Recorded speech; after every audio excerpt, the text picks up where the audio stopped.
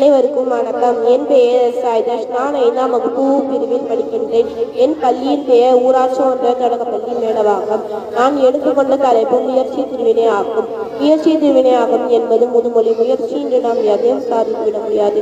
இந்த உலகில் நம் எவ்வளவு பெரிய இடத்துக்கு போக வேண்டும் என்றாலும் முயற்சி தான் நம்மை காப்பாற்றும். எடுத்துக்காட்டு அப்துல் கலாமை கூட நம்ம எடுத்துக்காட்டாக வைத்துக் கொள்ளலாம்.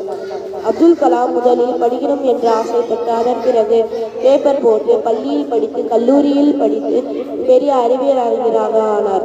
பல தோல்விகளை பார்த்து அதில் முயற்சிக்க வேண்டும் என பல ஏவுகணைகளை அனுப்பிவிட்டார்.